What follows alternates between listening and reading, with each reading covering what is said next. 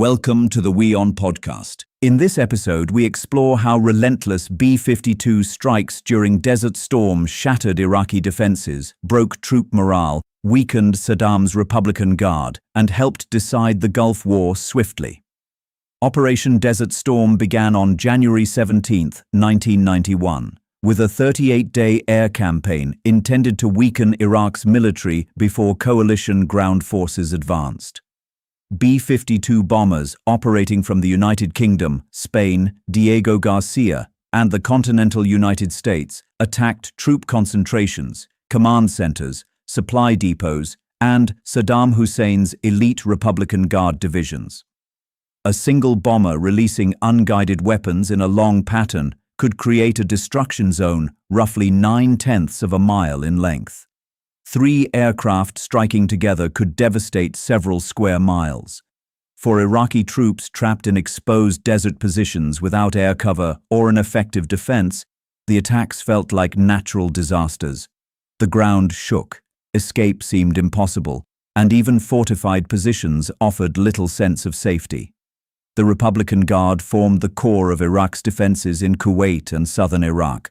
Coalition planners believed these heavily armed and loyal units had to be weakened before the ground assault began. For weeks, the aging bombers repeatedly struck their positions, damaging armored formations, disrupting communications, destroying command structures, and reducing their ability to resist the coming offensive.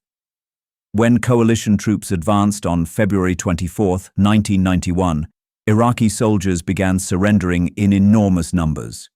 Some approached helicopters, journalists, and even unmanned reconnaissance aircraft while waving white flags. Prisoners later described how weeks of bombing had killed officers, isolated units, shattered morale, and convinced many soldiers that continuing to fight would mean certain death. The ground campaign lasted only 100 hours before a ceasefire was declared. Iraqi resistance proved far weaker than expected, and coalition commanders credited the earlier air campaign, particularly the attacks on Republican Guard positions, with helping decide the battle before the first tanks crossed the border. The aircraft completed about 1,624 sorties and dropped roughly 25,700 tons of bombs, accounting for around 40% of all coalition bombs used during the conflict. This enormous impact came from a fleet representing only a small part of the total aircraft involved. Desert Storm showed that the veteran bomber was not obsolete. Its vast payload, relentless attacks, and terrifying psychological effect could break an army's cohesion before ground forces arrived.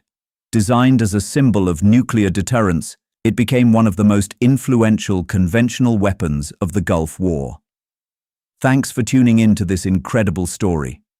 If this episode resonated with you, don't forget to hit the like and subscribe button for more captivating stories to come.